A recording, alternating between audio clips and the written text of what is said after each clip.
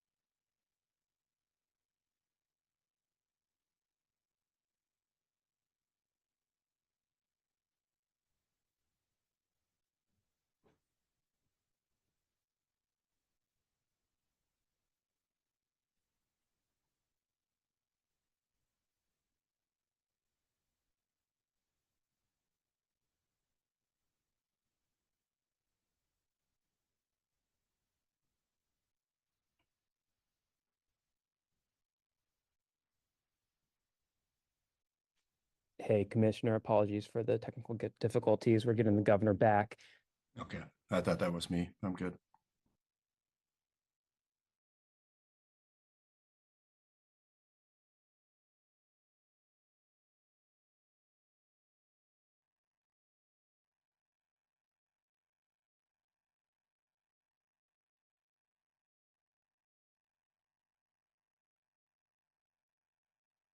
Commissioner, while we wait for the governor, do you want to speak to CHP's partnerships in San Francisco, Bakersfield, and other places across the state?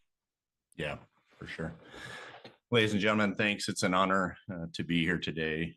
As the governor was starting to highlight, the CHP continues to make considerable strides when it comes to combating retail theft. We've been engaged in this effort since 2019, and we continue to expand our efforts as we work with our allied partners throughout the state to address this serious issue. Retail theft crime is not a victimless crime. These crimes hurt our businesses, they hurt each of us as consumers, and they hurt the communities where these businesses are established. And for those reasons, the CHP will continue to prioritize combating retail theft throughout California.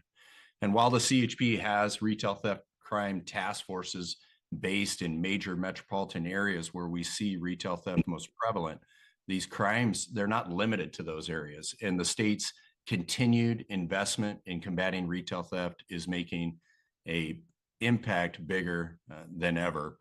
Recent legislation we're excited to go into effect at the end of the year will only improve the officers, giving them other tools available to law enforcement to hold these criminals accountable. I'm proud of a couple of stats. Since the retail theft task force first began, the CHP has arrested over 3,200 individuals. Another stat, the CHP's recovered over 46 million in stolen retail product. To the criminals who continue to engage in retail theft and victimize Californians, my message to you is you too will become one of our statistics. Now, more than ever, law enforcement is better organized. We're better equipped to combat this issue in California. These successes are built largely on our partnerships with local law enforcement, our partnerships with the Retailers Association. Governor, I see you're back. Do you want to jump in here? Or do you want me to keep going? Oh, keep going. Appreciate it. Thank you. In the CHP, we want to remind everybody the partnership with the community is we need everybody's help. And we have a way to solicit that information through our website. If you click on Notify a CHP at the top of our webpage, every time someone reports a retail crime in California, it dramatically assists our detectives and our investigators on the task forces. Working with our communities multiplies our efforts to locate these criminal enterprises and hold them accountable. We're talking today about working diligently alongside local law enforcement partners to focus our enforcement in key areas to assure every community in California is safe. In fact, last weekend, under Governor Newsom's recommendation, encouragement, we started efforts in the city of San Bernardino. We look forward to assisting local law enforcement in that region to enhance public safety. We've seen incredible success with this, with our efforts to focus enforcement in key areas. We've seen it in San Francisco, in Oakland, in Kern County. And I've got to say the credit for the positive work being done there and the accomplishments goes to the men and women who don the uniform. And they go out every day and night and they serve the people of California. The work they're doing is incredible and no doubt is disrupting criminal activity, making our communities safer. The partnership in San Bernardino and the other areas, I want to be clear, does not negatively impact the CHP's daily operation. We remain committed to our core focus, which is and always has been to aggressively enforce laws related to traffic safety throughout California, enforcing violations known that cause collisions, including DUI, speeding, distracted driving, aggressive driving, sideshows, seatbelts, to name a few. We also, as a state law enforcement agency, maintain our primary focus on enforcing auto theft and cargo theft throughout the state. It's a priority for us. I know it's a priority for the governor, and I'll turn it back to him to make sure California is the safest place to live, work, and travel. We appreciate the community support as we take on this important mission when it comes to retail theft, when it comes to making our communities safe. We appreciate the governor's unwavering support and his backing as we carry out this important public safety mission. And with that, Governor, I'll turn it back to you. I appreciate commissioners. Again, sorry about all the technical difficulties. We brought this on the road a little bit, but it was important to highlight some of these efforts. And I just want to acknowledge the great work and also just reinforce or at least build on what the commissioner just said. I just want to thank the men and women in uniform and all the partnerships that have been formed over the course of the last number of years. And Commissioner was highlighting some of the work we initiated, or at least engaged with the support of the mayor's office and the district attorney in San Francisco, really launched this sort of new paradigm of partnership that we're now building on and announcing and advancing here today in San Bernardino. But Oakland Alameda continues to be robust in terms of that partnership. Down in Kern County and Bakersfield, which was our third initiation, has been a big success. We expect the same down in San Bernardino. And again, it's a complement to that spirit of partnership and collaboration across the board. Of course, that spirit of partnership was accelerated, and there's a slide here. Hopefully I can share if it's not up, at least give you a little bit of information about it. It's $267 million of specific grants that I was referring to perhaps before I got cut off. And that's a grant program that we initiated in September of 2023. In October of 2023, those dollars started to go out. That's, again, that bookmark that I opened up with. It's been exactly about a year, or it's been a year since we initiated that program. And I thought it was important to highlight, again, some of the success. You'll see some of the grantees here on a slide. $267 million now have been distributed to 55 cities and counties. You see those law enforcement grants in cities and counties, large and small, from Palm Springs to Ventura.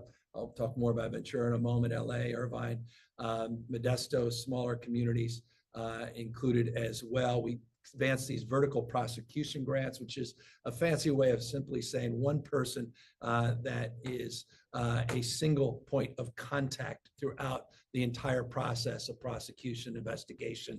And those grants have been really helpful with district attorneys' offices in partnership with the DA's offices all up and down the state.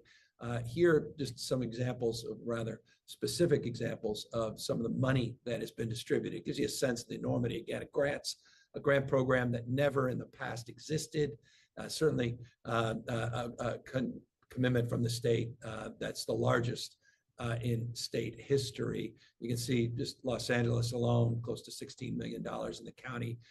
You add a Ventura County and Orange County, you look between just those two counties, just like $35 million went out with these award grants. But I reminded a moment ago, or at least I referenced a moment ago, and just remind you the importance we placed on smaller communities as well. We're not just doing the larger LEAs. We're focusing on places like Roseville, $609,000, not insignificant for these local law enforcement agencies. We did a survey of this program. Again, it's been about a year, and the overwhelming majority of the money went to hire new personnel to support these efforts. So again, this is about enhancing and supporting local law enforcement agencies. It's about building collaboration and partnerships. Partnerships are not just with the larger, as I said, counties or larger cities, but also between agencies within cities and counties, the police departments, probation, sheriff's offices, and district attorney's offices. So far, and this is an important number, we see now over 10,000 arrests. This is the information that came back a year of this operation. $267 million has generated 10,128 arrests and counting just from the local law enforcement efforts. The commissioner was referencing his efforts in partnership with the CHP. You can see here an additional 3,200 arrests that have come out of Oakland and the East Bay work we're doing, Bakersfield work, the original work we did in San Francisco. You can see the number of illegal guns that have been seized, the number of vehicles that have been recovered in the thousands.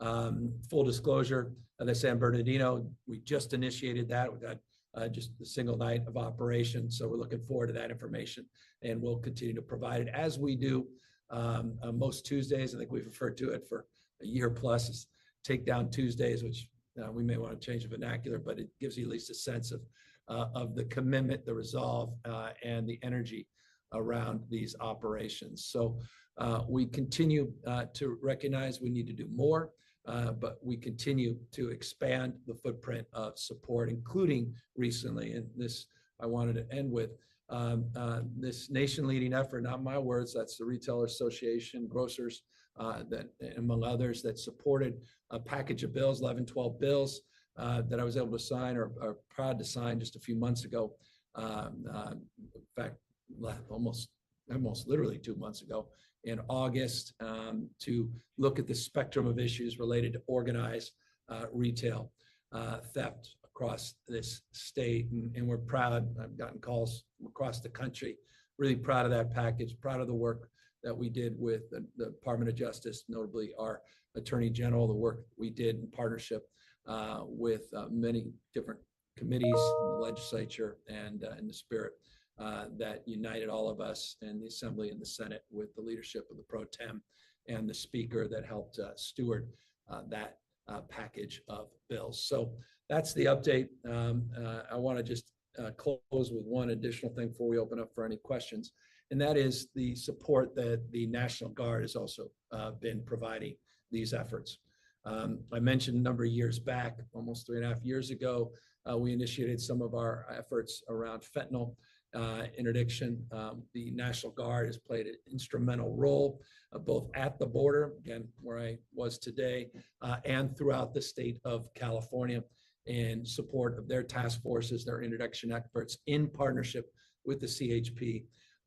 So that's also helped amplify some of these efforts. So across, again, the spectrum, just deep respect to the California Highway Patrol, the great work the commissioner's doing, the men and women in uniform, and the partnerships that have been formed. And we want to continue this momentum directionally. We're committed to that over the course of the next few years. And we're committed as well to one final and important imperative, and that's to build the ranks of our California Highway Patrol. And I'd be remiss if I didn't highlight a very significant shift. You can see maybe brief in small font there. About 7 years ago, we were struggling a little bit to recruit members to our academy at the California Highway Patrol. Now you're seeing a massive increase in the number of applications. We had a goal of 1,000 new recruits.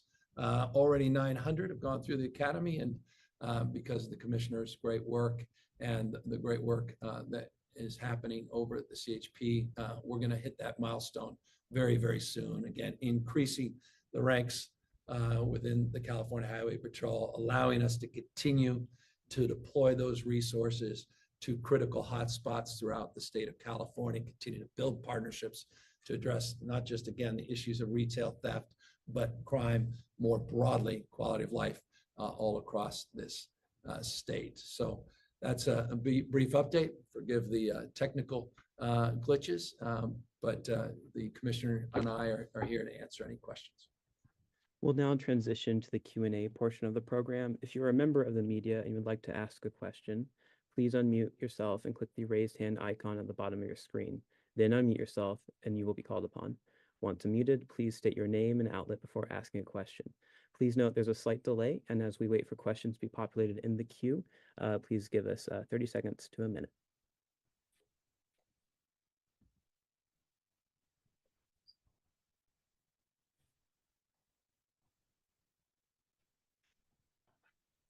Our first question goes to Ashley Zavala. Ashley, please unmute yourself. I think I'm unmuted. If you can hear me, Governor. Yeah, we can. So forgive me. Okay, great. So I know you're talking about this about a week before the election. I know voters have indicated they'll overwhelmingly pass Prop 36, which I know this year there are a couple efforts to try to negotiate it off the ballot, put up a competing measure. With all this effort underway that you've highlighted, I think just for the voters who are considering that measure, is there any, I guess, assurance, just especially with things that can float around social media? I mean, is there any assurance that you can give that your administration won't try to intervene in that law but going into effect if voters decide to pass it? I don't know what social media you're referring to. That's absurd. We'll do whatever the direction of the voters. It does appear to be overwhelmingly support. I just hope folks take the time to read it and recognize what it really is. It's just drug policy reform, and good people can disagree on that, but it's pretty clear the direction. It's unfunded, and unfortunately, it may impact some existing drug treatment and mental health services on the basis of a redirection of existing grant funds that under a previous initiative that was passed in 2014 are supporting many programs. But beyond that, we absolutely will implement the will of the voters. Thank you. I just have one quick follow-up question. You mentioned law enforcement and the boost in applications to CHP. One thing we've heard in this election cycle at the local level, for example, in Sacramento County or in Sacramento, about these vacant police positions. I mean, I wonder, is there anything else that you're eyeing to help with filling these positions to help, again, crack down crime in the effort that you've highlighted today? We were highlighting specifically the $267 million that did just that. 79% of the LEAs, those local law enforcement agencies that were surveyed as it relates to the 1 year milestone that we're highlighting today as it relates to the grants, were to support additional personnel. So specifically to further the frame of your question. And so that's just one of many different programs. We had a real public safety plan, you may recall, with the Department of Justice, with the Attorney General that we announced 2022, that was $1.1 billion across the spectrum of supports, and 267 specifically for local law enforcement agencies. So I think that's a demonstrable example of the support the state, unprecedented support the state has been providing for some time to our personnel all across these agencies. Our next question goes to Alex Michelson. Alex, please unmute yourself.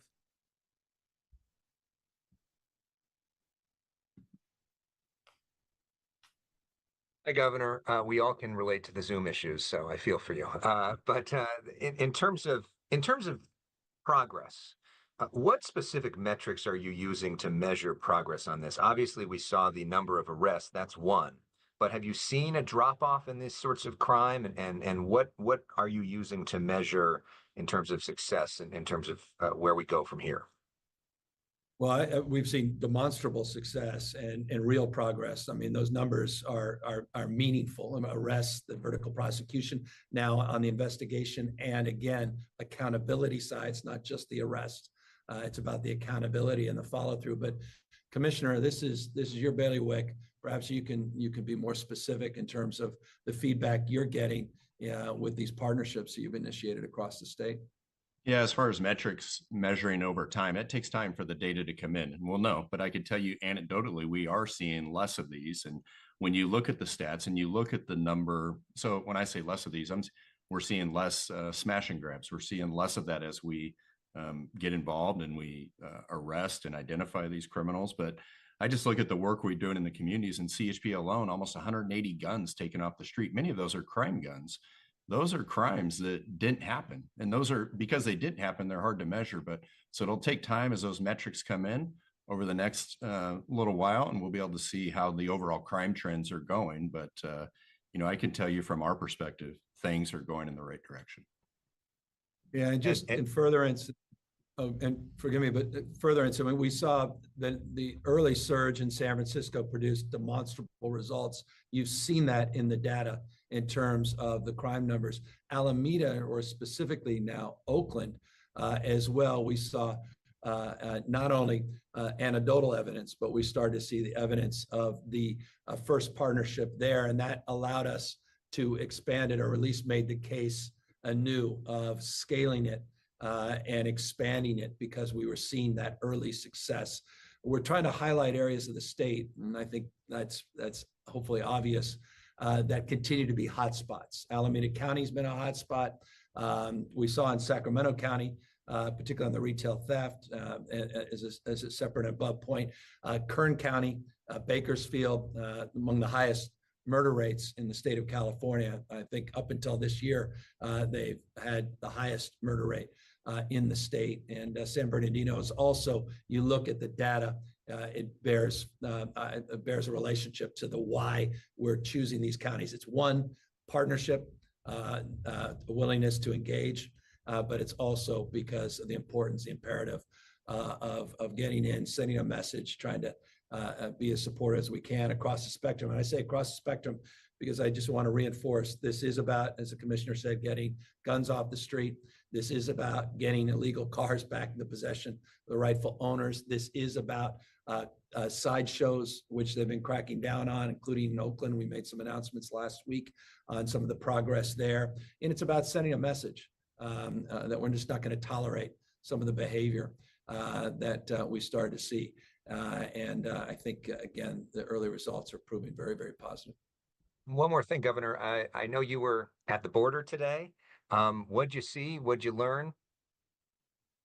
Well, I mean, I've been down a dozen plus times in the last couple of years and continue to see progress in terms of the partnerships that we've established south of the border. And in this case was with the governor of Baja again. I was with her just a few months ago, talking about border security, talking about fentanyl, talking about issues related to migrants. Today, we were specifically talking about the Tijuana River and sewage issues. And the complexity of this is that we have two, on both sides of the border, two large-scale projects that are currently underway to improve that system to address some of the flows off the coast. I've been at the White House on two specific occasions just in the last calendar year, meeting with the chief of staff, meeting with senior officials to prioritize investments in addressing those outflows and sewage in the Tijuana, off the Tijuana River and off the coast of Southern California. So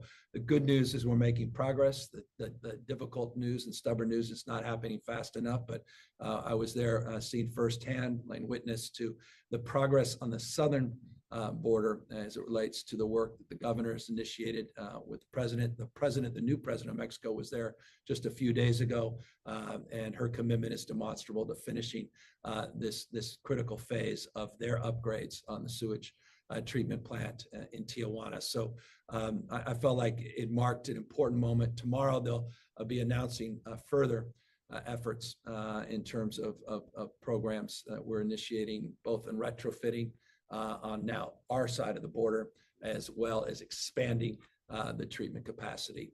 There'll be more on that. Stay tuned tomorrow. Thank you. Our next question goes to Nicole Nixon of the Sacramento Bee. Nicole, please unmute yourself when prompted.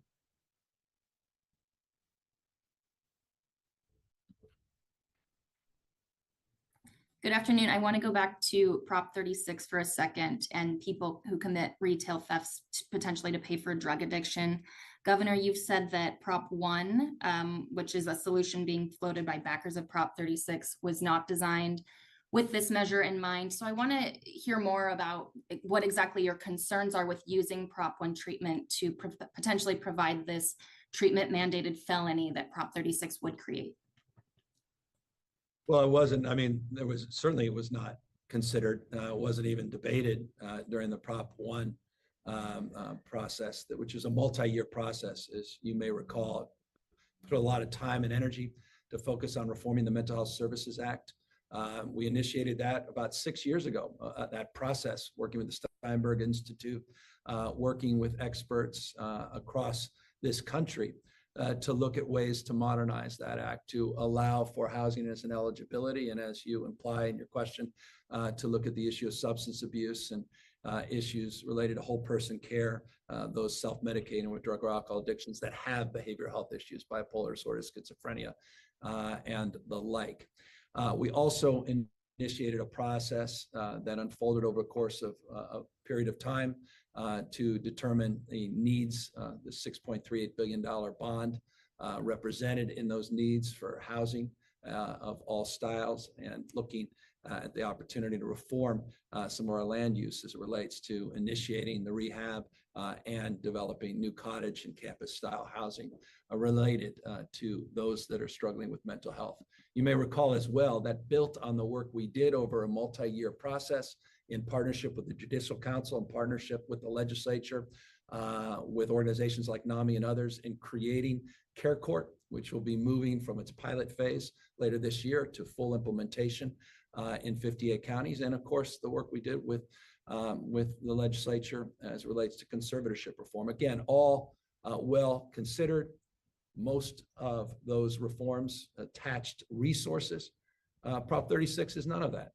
as you know, and I don't even need to get in. I understand the prevailing winds. No one's naive, but there's not a dollar attached to it. So I guess what they're trying to say is, well, we'll just attach Prop 1 dollars. But those dollars were focused on specific strategies to address chronic mental illness, those that are struggling out in the streets and sidewalks, and the extent that there's a crossover. Obviously, by definition, we'll be addressing a lot of issues at once. But I think it's a lazy response to the how, which was never considered. I get the what and the why frustration out there as it relates to what's happening, but as it relates to the how, I think they just they're frankly it's a very lazy response to a very serious issue and a complicated issue, and we took very seriously the efforts to lay out a vision and a strategy for Prop 1 and milestones for Prop 1. And you'll be hearing a lot more in January, updates as it relates to those efforts, particularly as it relates to the county components of this as we initiate some of those reforms that go in effect in July of 2025. So again, there'll be an 18-month planning process in that space as well. Our next question goes to Eitan Wallace. Eitan, if you could please unmute yourself when prompted.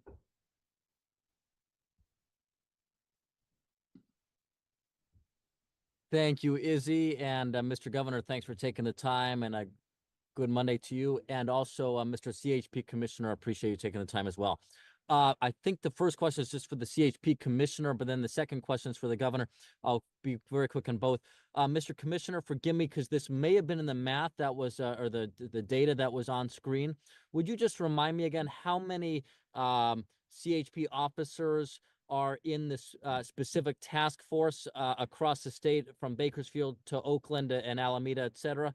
And when we talk about the 10,000 plus arrests, is that for retail theft or for all kinds of different crime? And the second thing, Mr. Governor, is I know Alex asked mostly the questions earlier, but just if you had a message to the folks on the San Diego side of the border for our affiliates at Fox 5, KSWB, and KUSI TV, what's your message to them about what you hope to achieve for them by going to the border? Well, Mr. Commissioner, you want to take the first part of the Yes, question sir. first, and I'll answer.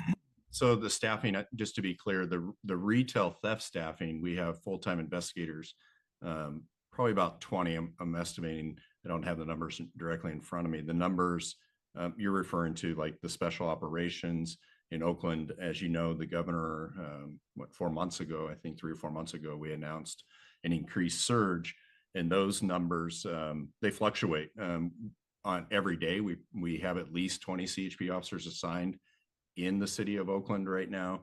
And then we do surge operations that could bring in as many as 40 to 50 CHP officers during a single operation in Oakland. And so those numbers kind of fluctuate. And then the numbers in Kern County are probably 12 to 15 CHP officers on a dedicated time frame.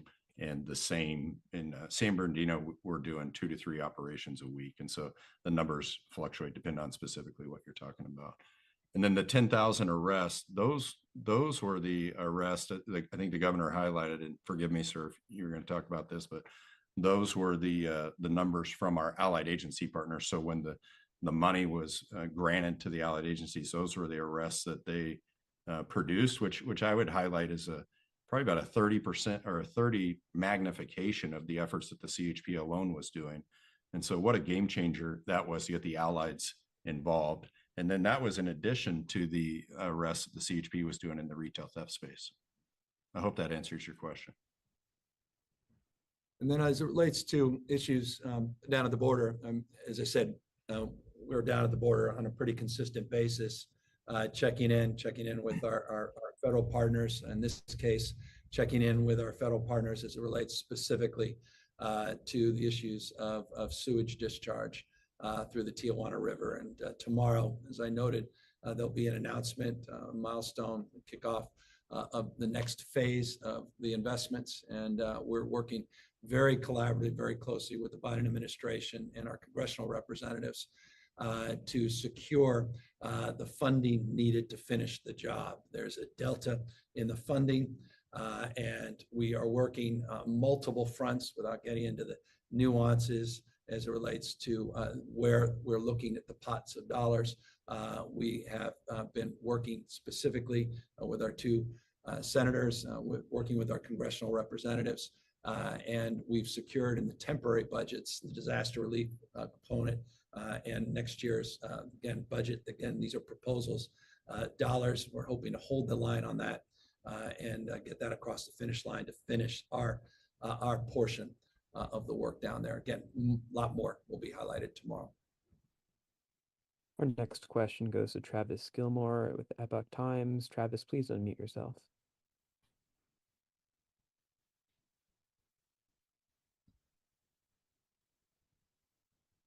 Hi, Governor. Thank you for the time today. There's a recently released fact sheet from the Public Policy Institute of California, and it shows increases in violent crime in recent years. It also shows a sharp uptick in auto thefts and shoplifting since 2014. Now, I know there's ongoing debate about the role Prop 47 may or may not be playing in criminal activity, but in your opinion, what's driving these increases? Well, you're seeing, I'll ask our resident expert. It's nice to have the commissioner on here, who's more in touch day to day as it relates to that. But you've seen these are national trends. I mean, you've seen the murder rate went through the roof, 30% increase in 2020. We saw those murder rates increase disproportionately, interesting in red states, 8 of the top 10 murder states in red states. So it's not unique to the policies necessarily, as one would often ascribe to a blue state versus a red state. You're seeing these trends more broadly defined. I'll remind you, just on the Prop 47 side, which you're referring to, you know, there was so much punditry that it had everything to do with the $950 threshold. I continue to highlight that because it's the 10th toughest in the United States of America. You look at a state like Texas, it's $2,500, almost 2.5 times more lenient as it relates to being more permissive. You can steal up to $2,500 in that case before that felony threshold kicks in. And of course, the backers of this latest initiative didn't even include the threshold as a reform, which I think is all the evidence you need that it was a narrative that didn't necessarily fit the facts. Now, more broadly, PPIC has had multiple studies on 47. This wasn't the first one. They had a prior one.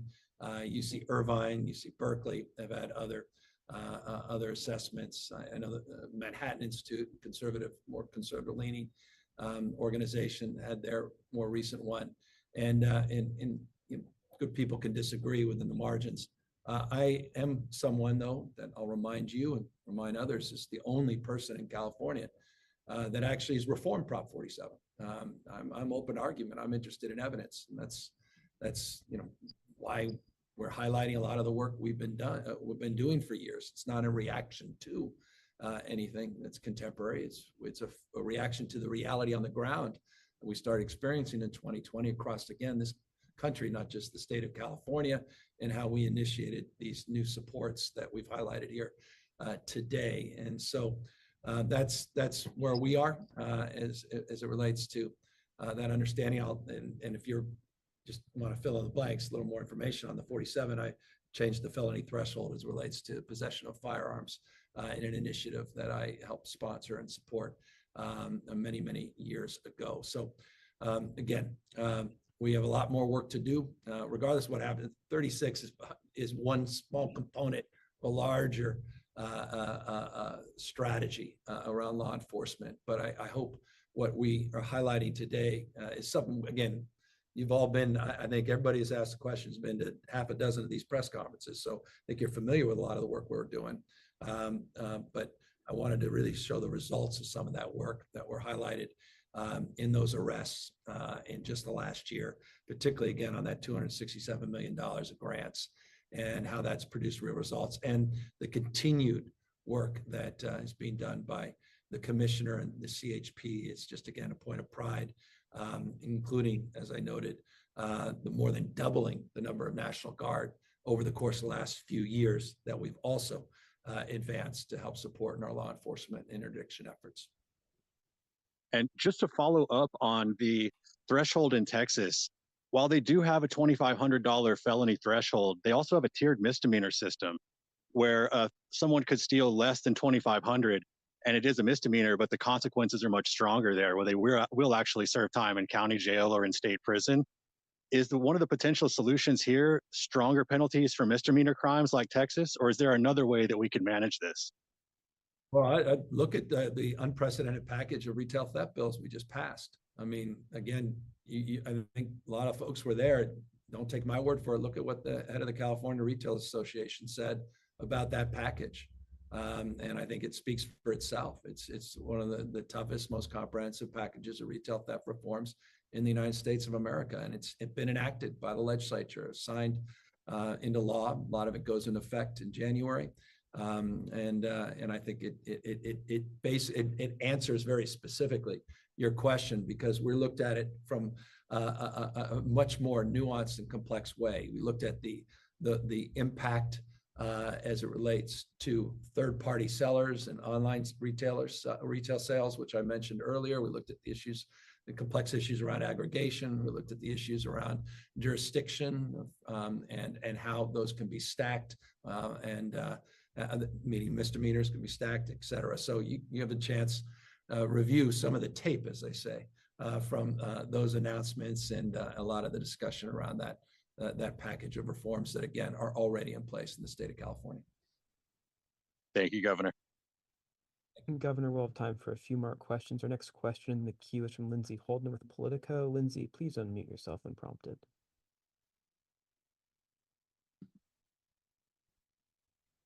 Okay, I think that's worked. Okay, thank you, Governor. I also want to ask about Prop 36. I mean, clearly you and legislative leaders have been really eager to tout the bill package, the work that, you're all talking about today, but voters remain seemingly unconvinced, and because clearly they support Prop 36 overwhelmingly. Why do you think that is? Well, I mean, it's a separate conversation, and I haven't, as you've seen, we've been focusing on what we're doing and what we can control. Everybody, we already know that where this story, I mean, we know what's going to happen, likely to happen as it relates to Prop 36. And so it's the prevailing wind. I understand it. And I hope people take the time to understand what they're supporting and understand there'll be some consequences. Look at the LAO's assessment of it. Look at the facts of what we have already been doing.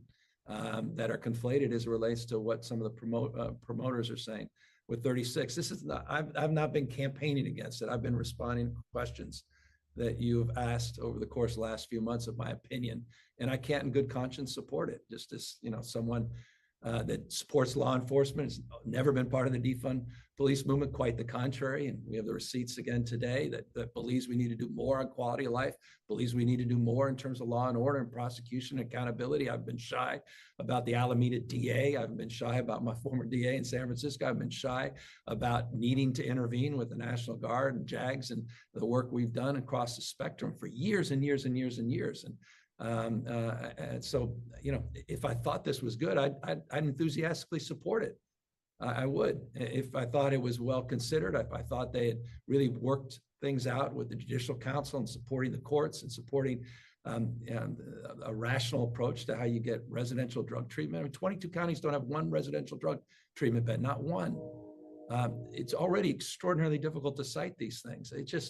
If I thought these things could happen, I'd support it. If I thought it wasn't just a fast track to state prison and $100,000 plus, $110,000, $20,000, $30,000 a year that the taxpayers will bear with no real outcome outcomes being suboptimal in terms of state prison for nonviolent possession of drugs, I'd be out there promoting it. I can't in good conscience, but I'm not naive about people's feelings and their frustrations, and I've shared them, and that's why we were out there with the big 13 mayors many years ago, expressing my own frustration and a strategy to address it, and progress that, again, I think we've highlighted today that I hope you'll take a good look at, and progress we hope that will continue. Again, separate and above anything that happens with that initiative.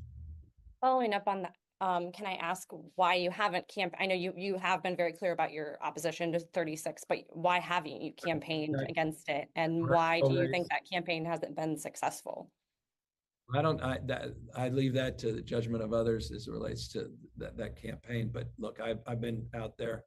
How many states for Kamala Harris, Joe Biden, working hard on congressional races, traveling the state, trying to address a lot of the state challenges as it relates to announcement we made yesterday and announcements we're making today, the work we're doing down at the border. We're going to be busy with Mayor of LA tomorrow and some important issues relating to homelessness and quality of life that she has been working towards, and some big announcements in that space that I'm looking forward to. It's just a question of bandwidth capacity. We're raising, without getting in detail and weeds, I've been raising a lot of money for these important races.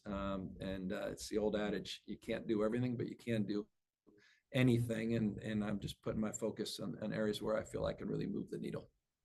Gotcha. Thanks. Our next question in the queue goes to Sophia Bolag at the San Francisco Chronicle. Sophia, please unmute yourself.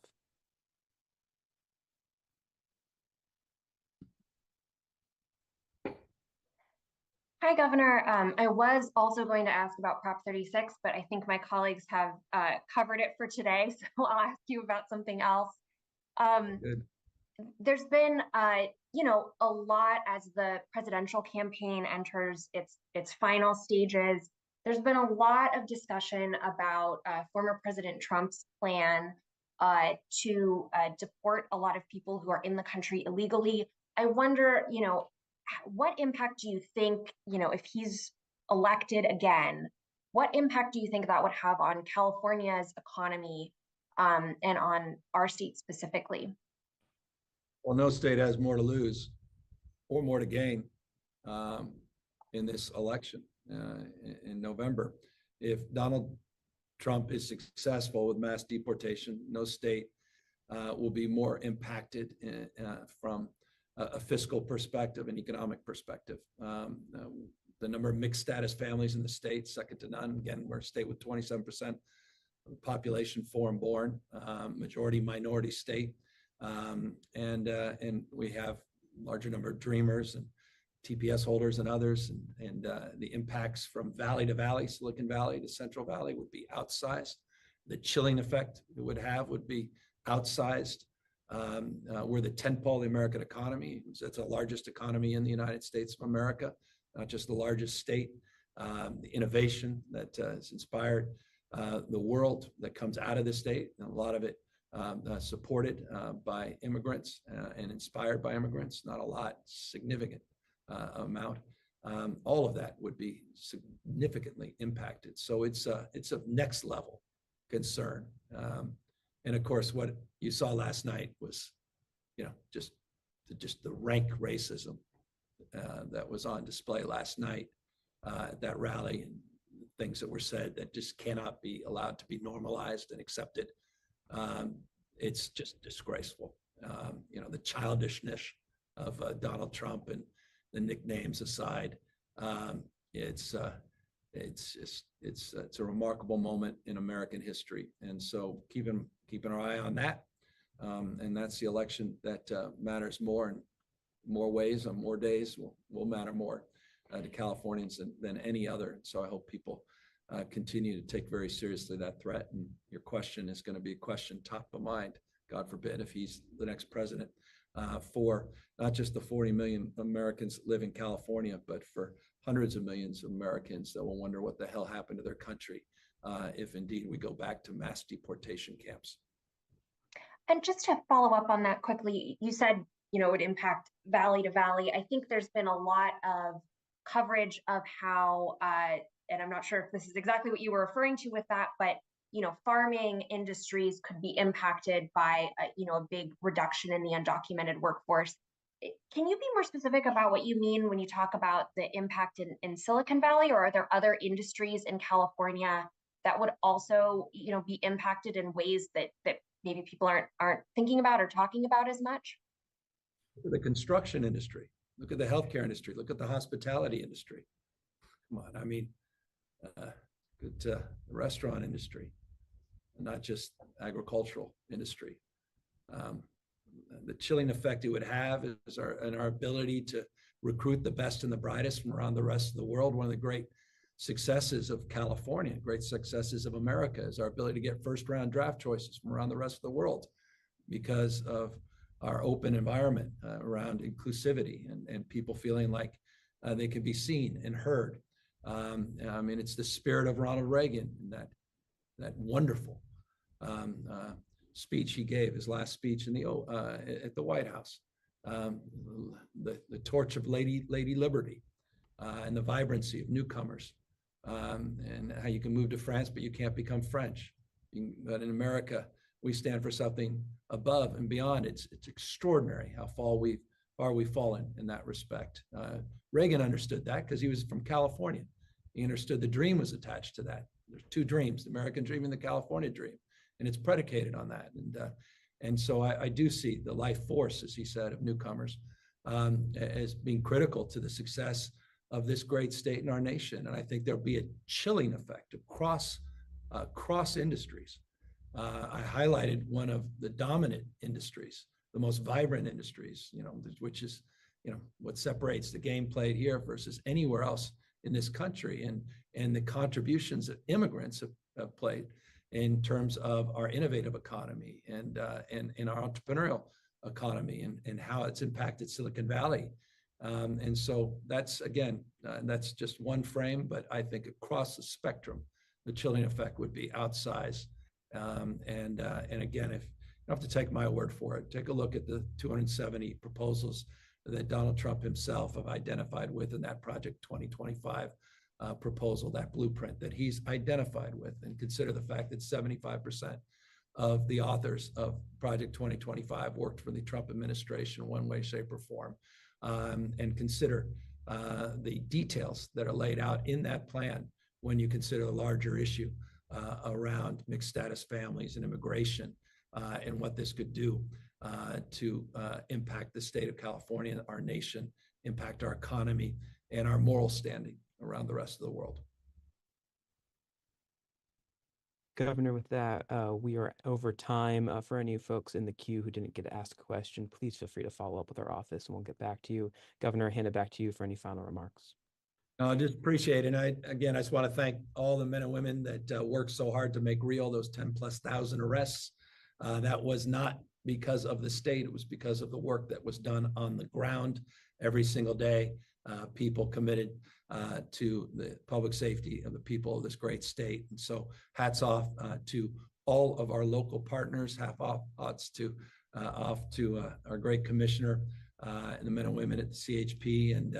And again, we have a lot more work to do in this space. We're not going to, regardless of the outcome of a presidential election or what occurs in November across any election, we're going to continue our efforts in this space. And I really want to thank our partnerships, our partners, but also want to thank the partnership in particular of our Attorney General, who also has been instrumental, as I noted earlier in some examples, but also deserves a particular call out for his support of these efforts as well. Thank you, everybody.